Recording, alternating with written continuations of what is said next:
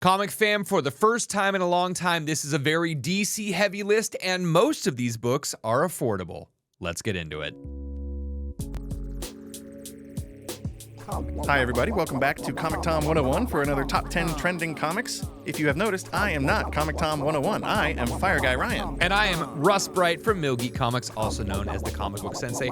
Tom is at Fan Expo Toronto today, which means this is the first time in 5.5 years that he is not in the Trending 10 video. But since Russ and I are such good people, we offered to just take care of it for him while he's gone to let him focus on the convention and not have to scramble and worry about doing a trending list while he's there. We can do that ourselves, and we're going to get into it right now here with number 10 on the list. Slap that like, hit that subscribe button, and number 10 on the list, a repeat offender, Alpha Flight Fall of X #1, the 1 in 50 Art Adams variant. We are seeing an $80 average sale and a high raw sale of $152.50. This is going for $130 at its height last week, so it keeps on climbing. Yeah, I definitely had to double check the trending list and make sure we weren't getting like a repeat of last week's, because it's pretty rare to see one of these more recent ratio variants make the list 2 weeks in a row. It's pretty impressive, especially when you consider kind of how creepy this book looks. It's a pretty good cover, but Snowbird gives me the willies. Those eyes, they burrow right into your soul. And you actually told me about an upcoming Art Adams book that I think we need to make sure people are aware of. Yes, Ryan, since we spent so much time on Art Adams' old catalog, we'd like to bring your attention to one that's coming up in the very near future. We've already seen solicitations for Amazing Spider-Man number 36. It's a 1 in 25 Black Cat variant that is already pre-selling for $50 to $60. Be on the lookout for that one. What's interesting is I think this Snowbird Alpha Flight variant will hold more value longer term because it's on an Alpha Flight book, and it's pretty rare for a shop to order 50 copies of that, especially when you consider Amazing Spider-Man is one of the most popular comics in the world, and it's a lower ratio. It's a 1 in 25. So we'll probably see that Black Cat book on the list, but maybe not twice in a row. Who knows? We'll have to wait and see in October. But stay tuned. Hit that subscribe. Now, this list of 10 books is sourced from a larger list of 20 books over on the Key Collector app, and as an LCS owner, I use it every single week. It's an absolute necessity, and you should use code TOM101 for 2 free weeks of the best comic app in existence. That's true, and if you are impatient, you can actually read these lists of trending comics way before this video hits the internet. So if you can't wait to find the information, you want to get ahead of everybody else who's just waiting for this video, just use the code. Use code TOM101, get 2 free weeks, and stay ahead of everybody else. Let's move on to number 9. We've got John Constantine here, Saga of the Swamp Thing, number 37 from 1985. This book is the first full appearance of John Constantine, and we are seeing $400 average sales and a high CGC 9.8 for $1,800. That's a 283% increase in copies sold this week on no actual news about Constantine. Yeah, Constantine's kind of a weird character, right? He's been in the DC comics a lot lately. He's showed up in 2 separate Night Terrors tie-ins recently, in Zatanna and Wonder Woman Night Terrors. He hasn't had his own series since 2020's Constantine Rise and Fall, written by Tom Taylor with art by Derek Robertson. That was a Black Label standalone, just miniseries. And ever since then, we kind of really haven't seen him headline his own book, so I don't think there's any comic speculation for why we're seeing this character on the list. We also did see him in Swamp Thing, Green Hell, and all the way back in Batman Damned, a couple more of those Black Label titles. So if you're a fan, you should be checking out the Black Label. But the last real news we had was in September of 2022 when Keanu Reeves was talking about reprising his role. So as far as Constantine on screen, we've got that Constantine 2 that Russ was just talking about with Keanu Reeves that's kind of just sitting there, hasn't really been followed up on, especially now with the strikes and everything's kind of in limbo. I wouldn't be surprised if that got quietly canceled, similar to the J.J. Abrams-led Justice League Dark series that was going to be on HBO Max. That was quietly canceled earlier in 2023. And then we've also got the Swamp Thing movie coming out by James Mangold that James Gunn announced as part of the DCU. We might see some sort of Constantine pop up there, but that's really up in the air. We don't really know, but either way, this is a cool book, and it's worth looking into. The next book on this list should come as no surprise to any of you with the new Ahsoka show premiering this week. Number 8 on the list, Star Wars Heir to the Empire, number 1, the first appearance of Grand Admiral Thrawn. And, spoiler alert, he hasn't even shown up in the show yet, and this book is already spiking. We're seeing a 190% increase in copies sold, $180 for a raw average sale, and a high 9.8 for $1,100. Meanwhile, a newsstand copy of a 9.8 is almost double that at $1,999. People are excited for Thrawn. Maybe myself most of all. I'm very excited, and while Thrawn wasn't in the first 2 episodes of Ahsoka, his presence definitely looms over the whole show. Everybody's freaked out, looking for him, scared he's going to show up, scared of what it means for Thrawn to show up, because if you are a fan of Star Wars Rebels, which you should definitely check out, by the way, Thrawn was all over the back end of that show, and he was a very intimidating, scary presence, and I'm very excited to see what he does in live action. So if you've been watching the Hot 10 list with Comic Tom and Gem Mint Collectibles, you know this book has been blazing hot for a while now. And with Thrawn's impending appearance, it is just going to get hotter. But it's trending because it's selling more often this week. And since we haven't even seen him on screen yet, this may actually be the calm before the storm. And we're here at number 7 on the list with Uncanny XMen number 207 from 1986. This is unfortunately on the list because of the passing of the inker Dan Green, who did work on this cover specifically, which is why we're seeing this book hit the list. It's a John Romita Jr. cover with Dan Green inks. We are seeing $35 average sales and a high CGC 9.8 for $239 almost 2 months ago, but more consistently we're seeing it in the $150 range. It's a 220% increase in copies sold. Now, it's kind of sad that we don't talk about inkers more often, but back in the 70s and 80s, and even before then, they were really an integral part of making the comics come to life. Yeah, I definitely felt weird when I heard about Dan Green's passing earlier this week and felt that I was not familiar enough with who he is and the work he's done. And it made me really kind of second guess myself and think about how, as comic fans, we kind of look at it as this book is written by so-and-so and drawn by so-and-so, and we kind of leave it at that. We don't usually take into account the colorist or the letterer, the inker, especially in this case. So it's definitely making me pause and take a closer look at everybody who collaborates to make a comic a comic. Bleeding Cool had an excellent article this week sharing many eulogies, and we'd like to read the one from Adam Kubert. We worked together on many, many comics back in the day. I would pencil and Dan would ink. But to call Dan an inker wasn't accurate. Dan was an artist. He clarified the drawing and made it better. Dan gave the drawing more energy. Everything had its own texture. Hair was rendered differently from skin, from leather, from foliage. His line work was fluid and never labored, and he made it look so damn easy.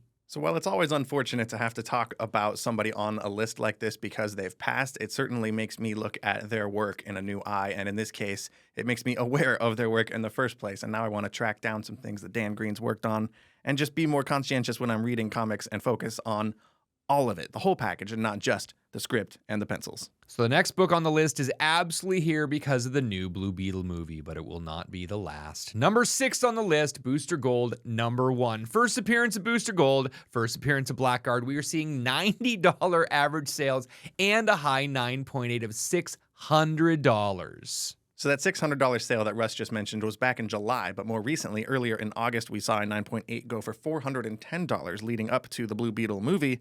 We're tying that together with Booster Gold here, but as you know, Blue Beetle and Booster Gold do have a very, very tight bond and friendship.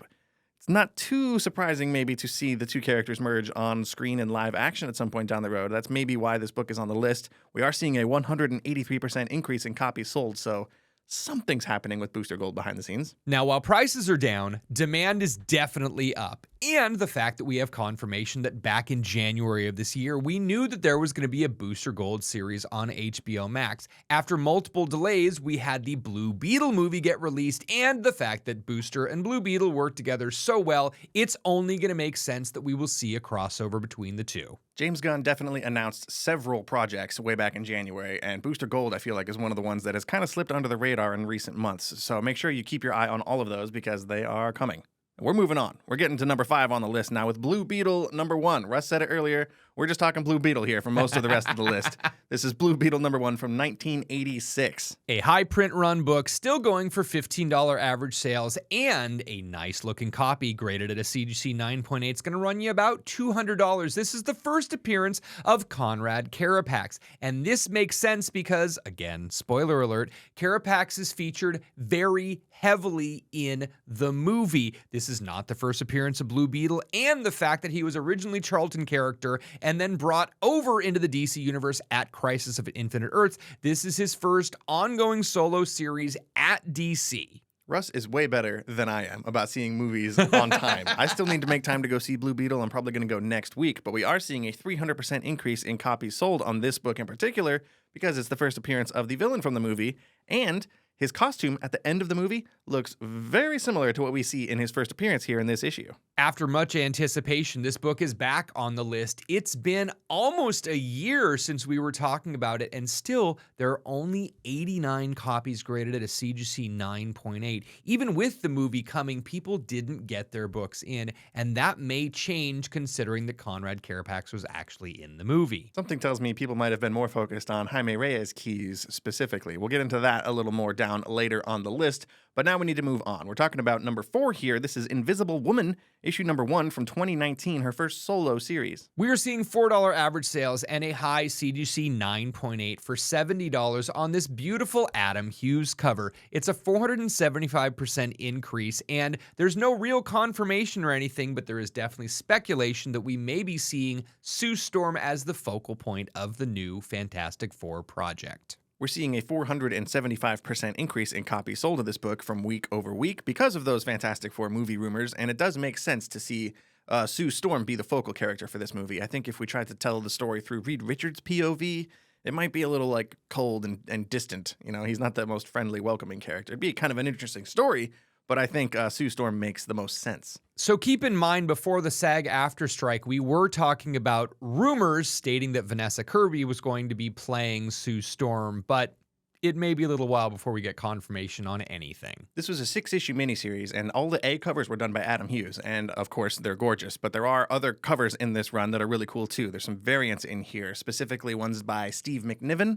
We've got Stephanie Hans, and we've got Amanda Connor. There's some really cool covers in this run, and they're definitely worth checking out. Comic fam, support what we do. You should subscribe to the Mystery Mail Call. Have us send you awesome comic books every single month. Link in the description down below. Sign up right now for A Boy's #1 Homelander Johnny Desjardins variant. That boys variant is a virgin variant, by the way. Everybody gets one in their box. We've also got one per box. Plot Holes, Sean Gordon Murphy's upcoming independent series. Everyone's getting a variant of that as well, done by Sahad Shah. There is a black and white version or a color version. They are both virgin covers, but you will get one or the other in your box. That's the mystery. Number 3 on the list, Star Wars Kanan the Last Padawan, #1. Another book being moved by Ahsoka, premiering on Disney Plus this week. We are seeing $50 average sales and a high 9.8 for $210. It's only a 117% increase in copies sold, but as we see more of our Rebels favorites, I think this book is going to pick up steam as well. Earlier this week, Disney Plus dropped the first 2 episodes of Ahsoka, and I was very excited. I did all my homework. I watched all of Star Wars Rebels earlier this summer, and it shot up to my top tier Star Wars. I loved Rebels way more than I was expecting to, and I strongly recommend you guys watch that too.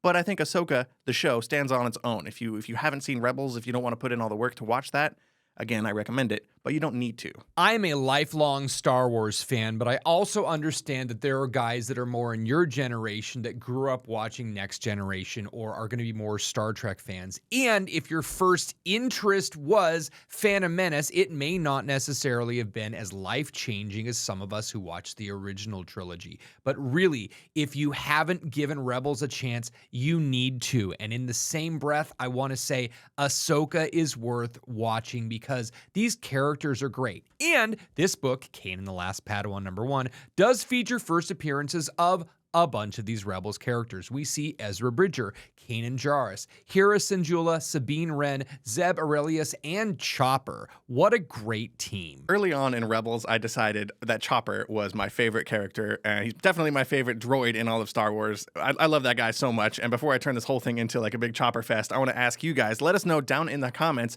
who is your favorite character on Star Wars Rebels, and what are you most excited to see in Ahsoka? Back to Blue Beetle, we have #2 on the list, Infinite Crisis #3, classic Jeff Johns, and in this issue, we see the first appearance of Jaime Reyes. We are seeing a $20 average sale and a high CGC 9.8 for $100. $100. This is a 500% increase in copies sold, but people need to keep in mind that there is a George Perez cover and a Jim Lee cover. The Jim Lee cover is by far and away the more popular one, and that's the one we're seeing more copies sell of on eBay right now. The box office estimates for the Blue Beetle movie have been kind of all over the board, but a little low, right? People weren't expecting this movie to be very successful, and it definitely didn't do gangbusters at the box office, as they say, but it seems to be performing relatively well from fans. The fact that we're seeing so many Blue Beetle books on the list here is a pretty good indicator, and I am definitely going to make time to go see this movie next week. You may have seen Cholo Maridueña in the Cobra Kai show, so we know he can fight, but honestly, being able to see his depiction of Jaime Reyes and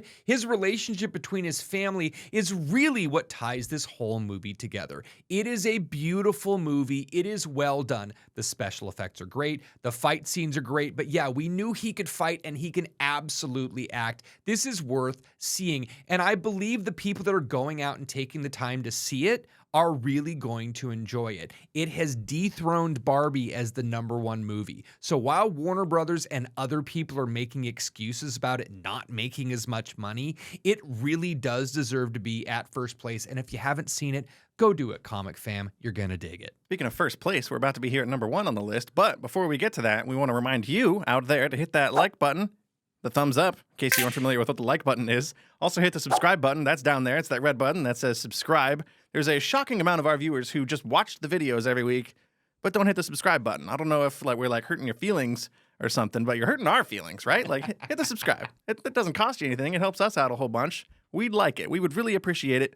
Let's get to #1. #1 on the list, Blue Beetle, wrapping it up, Infinite Crisis #5. This is the first full appearance of the third Blue Beetle. This is Jaime Reyes in all of his glory, and the Jim Lee cover is his first cover appearance. It is also #9 on the Hot 10 list this week. This book is scorching. $50 average sales and a high 9.8 for $260 means it's a really affordable book that's on the Hot 10 list. In case you don't watch the Hot 10 with Comic Tom and Gem Mint and you missed the fact that this book was on there, I'm going to run through those numbers again for you real quick here. We've got a 9.0 that sold for $59 for an increase of 7% over its 12-month average. A 9.4 is up by 10%. A 9.6 is selling for 29% over its 12-month average. And then in 9.8, we saw 10 total copies outsell that 12-month average. The highest went for $250 for an increase of 33%. The Hot 10 list shows record-breaking prices on these books over the course of the last few years, whereas the trending list is showing increase in copies sold. For a book to be on both, that's a very special book. This one had a 450% increase in copies sold, again, on the success of the movie. Out of 10 books on this week's Trending 10, 4 of them were Blue Beetle related and 2 of them were Ahsoka related. I'm interested in seeing how, in the course of this following week, if that pattern holds. Are we going to see an increase of Ahsoka Star Wars related books as that show ramps up? Is Blue Beetle going to continue dominating the list with nearly half? Are we going to see any of these books fall off next week?